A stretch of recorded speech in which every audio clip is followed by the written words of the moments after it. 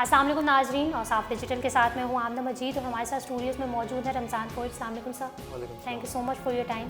जिस तरह हमने इनसे इससे कबल भी जो है वो प्रोग्राम्स किए हैं और उन्होंने कुछ पेशन गोइयाँ भी की थी, किस हवाले से उन्होंने बातचीत भी की थी। आज भी मैं मुतअद्दिद क्वेश्चंस लेके आई हूँ। इमरान खान की दौरे हुकूमत के हवाले से क्वेश्चंस हैं, फिर दजाली फितने के हवाले से भी हम इनसे बात करेंगे। रमज़ान पोइट साहब, सबसे पहले जो मैं आपसे क्वेश्चन करना चाहूँगी कि पीर पंजर सरकार रूहानी पेशवा वो अपनी पेशन गोइयों की वजह से बड़े मशहूर हैं। उन्होंने एक पेशन गोई ये की है कि जल्द ही इमरान खान की हुकूमत जो है वो ख़त्म होने वाली है, तो इस हवाले से आप क्या कहेंगे? बिस्मिल्लाहिर्रहमानिर्रहीम। बहुत शुक्रिया आपका, आपने अच्छा सवाल किया, क्योंकि इस टाइम एक शेर से इसको शुरुआत कर लेते हैं कि दुनिया को है फिर मार का है रूह बदन पेश। ये शेर मैं पहले भी पढ़ चुका हूँ, लेकिन इसी से शुरू करते हैं क्योंकि सवाल इससे रिलेटेड है कि दुनिया को है फिर मार का है रूह बदन पेश, तहज़ीब ने अपने दिंदू को उबारा, अल्लाह को है बावर्दी मोमिन पे भरोसा, इबलीस को है यूरोप की मशीनों का सहारा। तो हमारे जितने भी रूहानी पेशवा हैं इस टाइम, पीर पंजर सरकार और भी साइंटिस्ट, बड़े दानिशवर लोग, वो सही कह रहे हैं। देखें, रूहानियत की जो एक थ्योरी है, जो एक कंसेप्ट है, मैं अब इस चीज़ को कैसे बयान करूं, उसकी एक इमेज बिल्कुल अलग होती है। जिन लोगों को अल्लाह ने रूहानियत ख्वाब के ज़रिए अगर कुछ रहनुमाई कर दी है तो वो बात थोड़ी मुश्किल होती है दुनिया को समझाना, वक्त लगता है। अब उनको जो रूहानियत में नज़र आ रहा है कि खान साहब को मैं खुद कितनी बार देख चुका हूँ, जा बजा मैंने बताया था कि खान साहब अपनी तरफ से बहुत स्ट्रगल कर रहे हैं, बहुत कोशिश कर रहे हैं कि किसी तरह रिलीफ मिल जाए। अब उनका बयानिया अब आके आया है कि गरीब को दो चीज़ें चाहिए, उसको रोज़गार चाहिए और महंगाई पे कंट्रोल होना चाहिए। ये सबसे पहला इनका यही था, पेपर नंबर 3 में लिखा था, पेपर नंबर 3 था इनका, महंगाई। तो खैर ये सारी चीज़ें मैं इसी सारी को कहेंगे, उनका जो पेशन गोई है वो 90% मैं उसको कहता हूँ कि वो सही है। किस तरह इसको 90% सही कह सकते हैं? मैं इस तरह कह सकता हूँ कि खान साहब को देखें, जो भी हमारे ऊपर अल्लाह जिसको बैठाता है, आज हम इस होल से ही नहीं बाहर आए। हम तो उसको कभी कुछ एजेंट कह देते हैं, कभी कुछ कहते हैं, लेकिन अल्लाह ने उससे काम लेना होता है। अगर वो अल्लाह की आजमाइश पे नहीं उतर सकता तो फिर अल्लाह ने और भी बंदोबस्त किए होते हैं, शायद कोई और बंदा होगा। लेकिन खान साहब को अभी तक जो अभी उनकी कोशिश है, उनको साथ रूहानी ताकतें हैं, उसमें मैं भी एक अदना सी ताकत हूँ।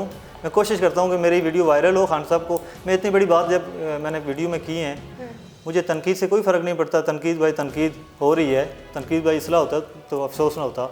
मसला यही है कि मैंने सिर्फ आज तक इंसानियत की बात की है। मैंने ये कहा है कि लोगों, पूरी दुनिया पे एक जंग मुसल्लत है जिसका नाम कोरोना है। अब तो दूसरी भी आ गई है, अब उसी का रोना नहीं ख़त्म हुआ, दूसरी जंग भी मुसल्लत हो गई। खैर, वो बयानबाजी के आज तक जितने मुज़ाकरात हैं, जो भी हुआ इंटरनेशनल लेवल पे, उसको जंगबंदी हो गई है। तो मैं खान साहब को ये मैसेज दूंगा कि खान साहब, जंगबंदी अगर आपने कर ली है तो बहुत अच्छी बात है, आपने इंसानियत को बचाया, लेकिन ये वक्त हक़ और बातिल आमने सामने है। ये वो वक्त है कि दुनिया पाकिस्तान को देख रही है कि पाकिस्तान ने कब करारदाद लेके पार्लियामेंट में जाना है और इसराइल के न्यू वर्ल्ड ऑर्डर को कंडेम करना है। आपकी यही आजमाइश है। उसके बाद दुनिया आपकी बात को तस्लीम करेगी। मैं कहता हूँ वो मुझ पे छोड़ दें, फिर अमेरिका खुद आपको अड्डे देगा कि आप इसराइल को मारो, फिर आपको अफगानिस्तान के अड्डे नहीं मांगेगा। आज आप ब्लैकमेल हो रहे हो, आपके ऊपर दूसरा फिर ये जलसे जुलूस आ रहे हैं। मैं सियासत पे बात इसलिए नहीं करूँगा, टाइम थोड़ा होता है। इनके ऊपर कभी सियासत पे पूरा एक टॉपिक होगा तो मैं सबकी शक्लें भी बताऊँगा, इनके करतूत भी बताऊँगा कि ये लोग अंदर से गलीज़ हो चुके हैं। आज गरीब के ऊपर चंद ख़ानदान, हमारे मुल्क के इदारे, हमारे जितने भी सिक्योरिटी के इदारे हैं, कोई रोल नहीं नज़र आ रहा। आज बयानबाजी तक सब कुछ हो रहा है, सस्ता भी हो रहा है, लेकिन कुछ भी नहीं मिल रहा, किसी को नहीं मिल रहा। अच्छा, बेसिकली आपके कहने का मकसद है कि जो इमरान खान बड़े बड़े दावे कर रहे थे वो पूरे नहीं कर पा रहे। ना, दावे नहीं कर, डिलीवर नहीं कर पा रहे, उनको करवे नहीं, उनको आप नहीं कर सके। खान साहब, उस दिन तक आप नहीं कर सकेंगे जिस दिन तक आपको ये समझ नहीं आई कि मेरे पास असली ताकत इस टाइम है क्या। जब आप सऊदीया से उम्रा करके आ गए हैं, आप ये बात कर रहे हैं कि मुझे एक रूहानी ताकत मिली है, तो वो रूहानी ताकत मुझे अभी तक नज़र नहीं आई। मैं देखना चाह रहा हूँ लेकिन मुझे नज़र नहीं आई। आप जितना जोर लगा लें, अल्लाह आपको कामयाब करे, आपके साथ दुआएं लोगों की, लेकिन आपने लोगों को जो तौक़ुआत दी हैं, जो वादे किए हैं, वो बहुत ज़्यादा थे। अच्छा, मतलब आप पीर पंजर सरकार की जो पेशन गोई है उसको सही, कहीं ना कहीं आप उसको सही कह रहे हैं। देखें, अरे वो रूहानी पेशवा है, मैं तो कदना सा बंदा हूँ। वो जिस चीज़ को बयान कर रहे हैं, मकसद यही है कि खान को वो हर तरफ से रुकावटें, खान के आस्तीनों के सांप अभी तक नहीं दूर गए। आस्तीनों के सांप मैं उसी तरह देख रहा हूँ। मैंने एक दो की बात की थी, वो चले गए हैं, लेकिन अभी उधर ही हैं जो उनको नहीं चलने दे रहे। मसला क्या है? मेरी किसी से ज़ाती लड़ाई नहीं है। मैं चाहता हूँ खान साहब आए, 5 साल तो पूरे होने वाले हैं, लेकिन कुछ भी नहीं होगा। ये तारीखी बेहतरीन महंगाई होगी। आज नौजवानों का फ्यूचर तबाह हो गया है। आज तालीम को देखो, आज महंगाई पे भी बात करनी है थोड़ी सी, कि रोड पे जो लोग चलते हैं उनसे पूछें, जो आज बेरोज़गार हैं उनसे पूछें। आप खान साहब, आपको एक ही आपको अल्लाह की तरफ से ये समझो कि अल्लाह ये देख रहा है कि कब पाकिस्तान इस दुनिया पे जो पहली जंग है, जिसको कोरोना की अदावत की आग इकबाल ने कहा था, मैं नहीं कह रहा, अदावत की आग है। लोगों इसको समझो। आपको ऊपर दूसरी आज अब जाके हमारे उलमा हज़रात को समझ आ रही है कि ये दज्जाली ताकतें हैं।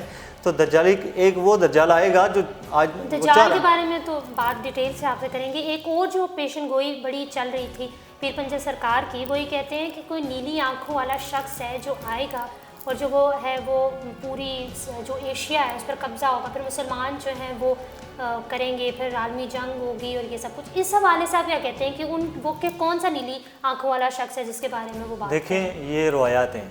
अभी कल मैं रात को सुन रहा था डॉक्टर इसरार, मैं उनका अपना आइडियल मानता हूँ। उनकी अल्लाह ने, मैं उनको सुनता था तो अल्लाह ने मुझे करम किया है। वो 7 रवायात बताते हैं, उसके अंदर इमाम महदी अलैहिस्सलाम अहले बैत में से होंगे, फिर 7 रवायात हैं जो कुरान के अंदर, कुरान और हदीस में आ रही हैं।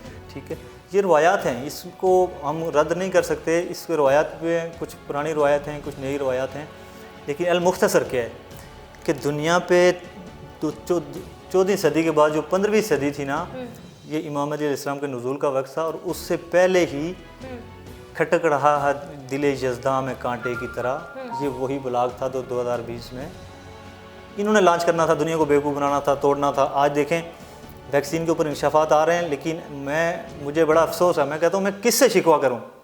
मेरे अंदर एक आग है। मैं कहता हूँ मुझे कोई बस में हो तो मैं अपने आप को मार दूँ, लेकिन किसी तरह इन लोगों को बात समझ आ जाए कि आप लोग गलत हैं। इस वक्त तक हमारी गवर्नमेंट गलत फैसले कर रहे हैं, आप लोग गलत फैसले कर रहे हैं। ये जो आपने वैक्सीन की बात की है, इस बारे में ज़रा बताएं, क्योंकि वैक्सीन के हवाले से भी बड़े खदशात पाए जाते हैं। लोग कहते हैं कि शायद ये सही नहीं है, ये लगवानी नहीं है। फिर कुछ फेक न्यूज़ भी आ जाती हैं फ़ौरन से कि अगर कोई लगवाता है तो 2 साल के अंदर जो है वो उसकी मौत वाक़या हो जाएगी। ये फेक न्यूज़ बताई गई थी और ये कंफर्म हुआ था कि ये फेक थी। लेकिन वैक्सीन के हवाले से भी बड़े खदशात पाए जाते हैं। ये फेक न्यूज़ नहीं है, ये दुनिया को मैसेज देने वालों ने दे दिया, उसको वापस रिजेक्ट कर दिया, उसको हाइड कर दिया कि ताकि लोग इसके ऊपर। मकसद है कि ये जो आई थी खबर ये बिल्कुल सच्ची थी, मैसेज पहुंचा दिए गए। 2-3 हमारे इंटरव्यू हुए हैं, मैंने वैक्सीन के ऊपर बताया था कि ये नैनो चिप और ये वैक्सीन, ये जो लिक्विड है, किसी को सींग नहीं निकलेंगे। टारगेट उसका यही है कि इंसान को इंसान नुमा जानवर बना देना, जब उसकी अपनी सलाहियतें नहीं है। मैंने कहा था कि ये 2 साल का, उसने कहा कि 2 साल से बाद जब इंसान की अपनी सलाहियतें नहीं है तो वो जिंदा भी है तो मरा हुआ है, उसको कोई थर्ड फोर्स चलाएगी। एक इंसान को हमारे अकल पे डाका मारना चाह रहा है। ये एक मोटी बात इसलिए करता रहता हूँ कि आप लोगों को समझ आ जाए कि यहूदियों को आज तक जो मुखालफत है, जो हसद है, वो तो अदर से चलता आ रहा है। उन्होंने हमें क्या, हमें सलूट मारने थे, आज उनको हमारा ख्याल आ गया हुआ है। ये वैक्सीनें 40 साल से चल रही हैं, लेकिन ये वक्त है पाकिस्तान को इस न्यू वर्ल्ड आर्डर को कंडेम करना होगा, वरना नए पाकिस्तान का इमेज कोई नहीं है। मेरे तमाम पाकिस्तान के दानिशवर, फ़िलासफ़र, जितने भी बड़े अहले ज़र्फ़, अहले नज़र लोग हैं, खुदारा किसी की ज़ातियात पे ना जाए, मेरी शक्ल पे ना जाए। मुझे जो तनकीद करते हैं, मुझे उनकी अकल नज़र आ रही है कि वो कहाँ खड़े हैं, हम कहाँ खड़े हैं। मैं कह रहा हूँ कि हमारे नस्लें महफूज नहीं हैं। अच्छा, आप यहाँ पे ये कह रहे हैं कि ये जो वैक्सीन है ये भी यहूदियों की एक साजिश है। वैक्सीन का मकसद यही था कि दुनिया को, उससे पहले कोरोना से कायल करना कि लोग वैक्सीन लगाएं, और ये वो वैक्सीन है जो इंसान, कर्नल कज़ाफ़ी 20 साल मेरा ख्याल कम व बेश, कर्नल कज़ाफ़ी साहब का ये बयान है, ये पेशन गोई है कि एक ऐसी वैक्सीन बनाएंगे कि इंसानों के लिए ख़तरनाक होगी। तो उसके अंदर तो मसाला ज़्यादा है जो पाकिस्तान में मुसलमानों के लिए आई हुई है। मकसद यही है कि टेक्नोलॉजी हमारे अंदर जब चली गई तो हम तो वही चीज़, एक डिवाइस है जिसको हम मर्ज़ी से चला सकते हैं, वो उसके रिमोट, उसका बटन हमारे हाथ में है। अच्छा, आपने जिस तरह बात की कि मुसलमानों के लिए आई हुई है जो वैक्सीन, तो क्या आपको लगता है कि जो मतलब जो मुस्लिम कंट्रीज़ हैं उनके लिए अलग से कोई वैक्सीन बनाई गई है पूरी दुनिया, या हर मुल्क के लिए अलग-अलग? हर मुल्क अपने तौर पे चाह रहा है कि हम अपनी वैक्सीन बनाएं, लेकिन ये वैक्सीन नहीं बना पा रहे। सबसे पहले तो बात वहाँ पे ख़त्म हो जाती है। मैं बाबा को नहीं मानता, बेशक मुझे कोई पागल कहे कि अगर मेरे ना मानने से फ़र्क क्या पड़ता है, दुनिया पे तो इतने करोड़ लोगों को वैक्सीन लग भी गई है, लेकिन ला हौला वला कुव्वता, वो अल्लाह बेहतर करे। अल्लाह लोगों को जिसको अल्लाह ने बचाना हुआ उसको वैक्सीन नहीं क्या करेगी, ये भी तो ईमान का एक तकाज़ा है। लेकिन हम इंसान हैं, अगर हमें नज़र गलत आ रहा है, हम उस कुएं में खुद क्यों छाल मार रहे हैं? ये वैक्सीन अब मैं इसके ऊपर बहुत सारी मिसालें पहले दे चुका हूँ। लोग फिर अक्सर कहते हैं कि इस बात को मवाद नहीं है, सिर्फ कोरोना पे आके बात करते हैं। मेरी एक ही लड़ाई है, मैंने इवन इतना लिखा है कि मेरी अल्लाह ने ये समझे दज्जाल से लड़ाई लगाई थी बहुत पहले। मैंने कहा था लोगों चोरों को पकड़ना होगा। अब जैसे इकबाल ने कहा कि फ़रंग की रगे जहाँ है पंजाई यहूद, तो मैं लिख चुका हूँ चमन की रगे जहाँ है पंजाई यहूद, जहाँ पे इतनी ज़्यादा लाबी स्ट्रांग है कि इस टाइम सिर्फ पाकिस्तान के ऊपर पूरे इसराइल, इंडिया, जितनी इनकी इंटेलिजेंस है, जितने इनकी ये लाबी इस पाकिस्तान के अंदर, आज यहाँ पे जो ज़बान बोली जा रही है मुल्क साफ़ी सारा कुछ है। मैं उसको गलत सही नहीं कहूँगा, लेकिन मैं इसके लिए 1 साल पहले बोल चुका हूँ कि खान अच्छा हुआ जियो बंद था, अगर ना बंद होता तो आज शायद ये नक्शा भी ना होता। यहाँ पे ज़मीनें भी ख़त्म हो जाती, यहाँ पे बिल्डिंगें भी ख़त्म, ये वीरान हो जाती। इन्होंने ज़्यादा मारने थे। ये मीडिया के ज़रिए आना था। ये मैन मेड वायरस है, फैलता नहीं है। अल्लाह की सिफ़त कहती है, रूहानियत कहती है। याद रखें, मेरी ज़ात पे ना जाएं। मेरी आप लोगों से यही रिक्वेस्ट है कि सोशल मीडिया पे इस क्लिप ने जाना है तो मैं हमेशा आप लोगों को हाथ जोड़ता हूँ। मेरा यही कसूर है कि मैं आप लोगों को बचाने की बात कर रहा हूँ, मैं माशियत को बचाने की बात कर रहा हूँ। आज हमारे हुक्मरान ये खुश हैं इस गलतफहमी में कि हम ये फैसले करके लॉकडाउन करके हम मुल्क के अंदर हम कोरोना को कंट्रोल कर रहे हैं। हमको पता नहीं है कि हम माशियत का बेड़ा गर्क कर रहे हैं। मैं ये चैलेंज करता हूँ, मेरा किसी के खिलाफ नहीं है, इदारों को कहता हूँ, सिक्योरिटी के इदारों को। अच्छा, एक चीज़ में कि इस चीज़ के ऊपर जान पड़ताल हो, इसके ऊपर इन्वेस्टिगेशन करें, इसके ऊपर डिबेट हो। आज मीडिया के ऊपर इसके ऊपर क्यों नहीं डिबेट हो रहे? ये कोरोना किसका तोहफा है? आप लोग क्यों नहीं समझ रहे कि आप क्यों घर तक महदूद हो गए हैं आज? अच्छा, एक बात मुझे, क्योंकि कोरोना जब से आया पाकिस्तान में कहा जा रहा है कि लॉकडाउन होते हैं, लेकिन वैसे तो नहीं होते। लोग हज़ारों की तादाद में लोग बाहर घूम रहे हैं। लेकिन एक चीज़ जो मैं आपसे यहाँ पे इख्तलाफ करूँगी, आप कहते हैं कि कोरोना कुछ भी नहीं है, वो एक लॉबी है जो वेस्ट की तरफ से आई हुई है और हम पे क्या कहते हैं कि वो हम पे मुसल्लत की गई है। लेकिन भारत का हाल भी आपके सामने है। वहाँ पे लोग ऑक्सीजन के लिए मर रहे हैं, वहाँ पे जो है वो हॉस्पिटल भरे पड़े हैं, लोग रोज़ाना की बुनियाद पर वहाँ पे मरते हैं। तो क्या वो कोरोना नहीं है? वो क्या बीमारी है जो यहाँ पे नहीं आ सकती? जब भारत के अंदर से ये खबर आई थी तो मैंने कहा था लोगों ये एक साइबर वार है, ठीक है। ऑक्सीजन छुपाई गई है, यहाँ पे ऑक्सीजन नहीं छुपाई गई, यहाँ पे शॉर्टेज नहीं की गई। ये एक साइबर वार था। फिर आज वो कह गई है कि इंडिया की वो किस्म जो कोरोना के पाकिस्तान में आ गई है। मैंने कहा था ये साइबर वार है। कल ये खुद इन्होंने एम्बुलेंसें भेजी हैं, ये उनकी नमाज़ें पढ़ रहे हैं, वो उनके मसाले पढ़ रहे हैं। अल्लाह ने कुरान में वादे कह दिया था हमारे खैर ख्वाह नहीं है। हुक्मरानों, अल्लाह का वास्ता है, आप इस गरीब लोगों को, इनकी बच्चों के फ्यूचर के ऊपर आप लोग चंद ख़ानदान सुबह से शाम तक शहबाज शरीफ, नाज शरीफ, फलां हमारे क्या कहते हैं सुप्रीम कोर्ट के जजेस, मैं उनसे रिक्वेस्ट करता हूँ, हमारे काबिल एहतराम है, क्या आपके पास यही रह गया है? यहाँ पे गरीब नहीं है आज रोड के ऊपर जो माई बैठी हुई है, उसका क्या कसूर है? वो वहाँ पे कुछ लेके बैठी हुई, कोई कुछ लेके बैठी हुई है, उसका क्या कसूर है? ये इस्लामाबाद है। अल्लाह के वास्ते एक इंसानियत पे अल्लाह ने बचाना था। मैं ऐसे ख्वाब भी देख चुका हूँ कि पूरी दुनिया ये अजाब आंधी, मैं ये चीज़ बयान नहीं करता क्योंकि सनसनी खेज इस तरह लोग हैं, ये लोग खौफ फैलाता है। अल्लाह ने आप लोगों को टाइम दिया हुआ, ये हज आ रहा है, हज के नज़दीक जाके फिर देखना ये कोरोना तेज़ हो जाएगा, नई किस्म आ जाएगी, वहाँ पे लोग रुक जाएंगे। अभी लोगों को भेज रहे हैं वैक्सीन के लिए, ज़्यादा से ज़्यादा लोगों को देखें, प्लानिंग है इस टाइम। मैं एक इंटरनेशनल लेवल पे एक अपनी छोटी सी काविश, एक पैगाम देना चाहूँगा। OIC और पाकिस्तान, OIC 57 मुल्कों का वो सरबराह है, इस्लामी ऑर्गेनाइजेशन का सरबराह है। OIC आज तक ये फैसला करने से कासिर है कि हमने क्या करना है, आडे हमने दिए हुए हैं। हम इसराइल को कैसे खुल के उसको कंडेम कर दें, उसको हम तस्लीम ना करें, उसको डिफ्यूज़ करें। पाकिस्तान तो वो है, पाकिस्तान ने सबसे पहले बात कर चुका हूँ, सबकी तवज्जो पाकिस्तान के ऊपर है। अभी तय्यब एर्दोगान वो आखिरी उम्मीद है उम्मत मुस्लिमा के लिए, जो जाके ईरान से और रूस की वो रियासत गैर मुस्लिम गो के वहाँ पे इतने मुसलमान नहीं हैं, वो आज खड़े हो गए हैं, वो ब्लॉग नज़र आ रहा है। ये दो अभी तक पीछे हैं। खुदा की कसम, इस पाकिस्तान तो कभी तस्लीम कर ही नहीं सकता, वो तो दूर की बात है, ये तस्लीम करने की बात कर रहे हैं। इसी पाकिस्तान के पास एक हथियार है कि ये पूरी दुनिया को इस न्यू वर्ल्ड ऑर्डर को कंडेम कर सकते हैं। अच्छा ठीक है, ये बात तो ये सारी चीज़ें ख़त्म हो जाएंगी। मतलब बात सारी समेटने का मकसद यही है कि न्यू वर्ल्ड ऑर्डर यही है, दुनिया की आबादी को कम करना था, क्रिप्टो करेंसी लॉन्च करना था, दुनिया के माशियत को तोड़ना था, एक न्यूक्लियर, एक बायोलॉजिकल वार भेज के दुनिया को। देखें आज ये मीडिया के सामने आया और मीडिया पे जाएगा, और ये प्रिंट मीडिया का वो मीडिया है, वो फेक न्यूज़ है जिसने दज्जाल का रोल अदा करना था। आज आप लोगों को समझ नहीं आ रही कि एक सॉरी मेड जो वायरस होता है, मैन मेड वायरस, वो फैल कैसे सकता है? उसको तो फैलाया जा सकता है, फैलाना सिर्फ अल्लाह की है। अगर वबा अल्लाह की होती तो यहाँ कुछ भी ना बचा होता, फिर बारह ना देखते। इकबाल को ले आओ, नए पाकिस्तान की जो बुनियाद है, जो नया इमेज है, जो नया तस्वर है, मैं कोशिश करूँगा, मैं जितना हो सके मैं आपको बताऊँ कि नए पाकिस्तान का तस्वर क्या है। ये नया पाकिस्तान का इमरान खान नारा लगा बैठे हैं, सबसे पहले महंगाई को कैसे कंट्रोल करना है। इस मेरी वीडियो को किसी तरह आगे भेज दें, ये मेरा आप लोगों से भी रिक्वेस्ट है। और मुझे मौका दिया जाए, मैं कहता हूँ मुझे लाइव मौका दिया जाए, फिर मैं एक एक चीज़ पे बात करूँगा। ये जो आप कैमरे के सामने बैठे हैं, ये आपके पास इससे बड़ा कोई मौका शायद ही कोई मिलेगा आपको, कि आपको खुद चांस मिल रहा है कि जो ये मौका ज़रूर है, ये मौका ज़रूर है, लेकिन मैं अपने आप को बाउंड समझता हूँ। मैं कहता हूँ कि वहाँ पे 2-4 साफी बैठे हैं, वहाँ पे लंबी एक डिबेट हो, जैसे एक पूरा 1 घंटे का प्रोग्राम होता है, वो ऐसे ऐसे सवाल करें कि मेरे अंदर से वो चीज़ भी निकल आए जो शायद मैं ज़रा एक टीम में मैं एक टाइम में मैं एक चीज़ बयान कर सकता हूँ, 2 नहीं कर सकता। बिल्कुल ऐसा ही है। कुछ कैफियत इस तरह की हो जाती है। दज्जाल का नाम लिया था, तो दज्जाली फितने के बारे में आपने खुद भी जो पिछले प्रोग्राम्स हुए हैं उसमें बताया है कि ये जो सोशल मीडिया का ज़माना है, टेक्नोलॉजी का ज़माना है, ये दज्जाली फितना है बेसिकली।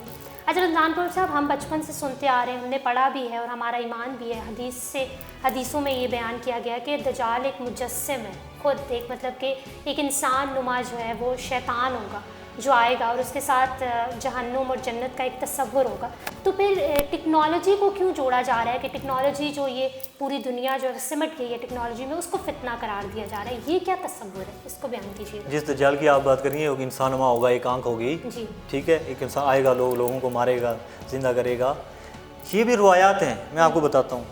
आज जो ताकत हमारे ऊपर काबिज हो चुकी है ना टेक्नोलॉजी के ज़रिए, जब हम घर तक महदूद हो गए हैं, वो हमारे वसाइल को कंट्रोल करना चाह रही है, हमें कैद की तरफ लेके जाना चाह रही है। कल पैसे भी होंगे, लोगों को चीज़ नहीं मिलेगी, तो वो किधर जाएंगे लोग?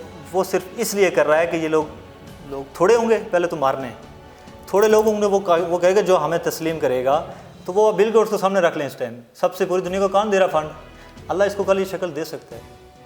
इस टाइम पूरी दुनिया पे जो शैतानी ताकतों को प्रमोट कौन कर रहा है? यहूदी क्यों अपने आप को सुपरियरिटी पे बिलीव करते हैं? वो क्यों आज 3rd टेम्पल बनाना चाह रहे हैं? आज मस्जिद अक्सा को, ये बात को मैं नहीं बयान कर रहा हूँ, हमारे रूहानी पेशवा ने बताया हुआ था कि 2020 से पहले फ़लस्तीन के ऊपर इन्हें कब्ज़ा करना है, वहाँ पे 3rd टेम्पल जो उनका एजेंडा है, मतलब है वो उनका काबा है, जैसे हमारा हैकल सुलेमानी तामीर करना। उनके बड़े इस टाइम जब उन्होंने देखा कि कोरोना के अंदर हमने सफ़े भी तोड़ दी हैं, खुदा की कसम अभी तक कोई नहीं, लेकिन कुछ उलमा बोलने शुरू हुए हैं। मैं शुक्रिया अदा करता हूँ कि ईमान का सबूत दे दें। जो भी इंसान है जो मेरी वीडियो सुनेगा, किसी को बात समझ आ जाए, वो ये चीज़ ज़रूर महसूस करे कि इस टाइम आप लोग अमन में नहीं हैं यार, घर में हैं, बाहर हैं, जो बिज़नेस में है, जो बेरोज़गार है, जो रोड पे है, जो जिस स्टेज पे है, वो इंसान परेशान है। और ये जो दुनिया पे आपको एक खौफ और हरास में डाला गया है, इसी का नाम दज्जाल है, ये उसकी टेक्नोलॉजी है। मीडिया ना होता तो ये कोरोना, जब बात सुन लें कि ये कोरोना मंडी में नहीं फैलता, ये मैसेज में फैलता है। मिसालें बहुत सारी हैं, मिसालें बहुत सारी हैं। कहने का ये मकसद है कि ये भी दज्जाल की एक किस्म है, ये टेक्नोलॉजी दज्जाल की। देखें दुनिया पे जो टेक्नोलॉजी है ना, तो ये शैतानी ताकतें हैं। जब अगर वो अल्लाह के रसूल के या दुनिया पे जो हमारे नबी जिसके लिए कायनात बनाई गई है, उससे अब जब अगेंस्ट जा रही है, तो वो उसको क्या क्या दर्जा देंगे आप? वो क्या चीज़ है? वो जो शैतान वही है जिसको मोहलत मिली हुई थी, अर्श अज़ीम तक गया है, उसने ये बातें की हैं। उलमा इस पर कोई बेहतर बता सकते हैं, लेकिन एक सजदे से इनकार हुआ तो अल्लाह ने उसको लानत और उसको एक मोहलत मिल गई। उसने कहा कि मैं इंसान की रगों में खून की तरह दौड़ूंगा। अब ये वही बिस्विसा ये यहूदी हैं, उन्होंने दुनिया पे टेक्नोलॉजी की, ये तो हमारे इकबाल ने हमें बताया हुआ। मैं अभी लोगों को बता रहा हूँ कि वो वक्त आ चुका है, आया नहीं, आ चुका है। आज आप लोग बिल्कुल दिन ब दिन हालात ठीक नहीं होंगे। मैं खान साहब के लिए मैसेज महंगाई का ये दे रहा हूँ कि महंगाई का तारीखी बेहतरीन महंगाई है, इसके ऊपर कंट्रोल तब भी होगा जिस दिन तक आपने करारदाद लेके पार्लियामेंट में आके हंगामा खुद नहीं किया। अगर नहीं करेंगे तो ये फंदा आपको पड़ेगा, क्योंकि आप हाकिम वक्त हैं। आपने बड़ी अच्छी स्ट्रेटजीज़ की हैं, आपने स्मार्ट लॉकडाउन किए हैं, सारी बातें एक तरफ, लेकिन एक ही मुद्दा है मेरा कि खोल दीजिए ये कोरोना क्या है। Thank you so much for your time. I hope कि जो ये बताना चाह रहे थे, समझाना चाह रहे थे, और जो मैंने इनसे सवाल किए इन्होंने उसके सही जवाब दिए और आपको समझ आए होंगे। बस आप डिजिटल से फिल वक्त इतना ही। मज़ीद अपडेट रहने के लिए हमारे चैनल सब्सक्राइब करें और डेली और साहब को इंस्टाग्राम पर फॉलो करने के लिए डिस्क्रिप्शन में दिए गए लिंक पर क्लिक करिए।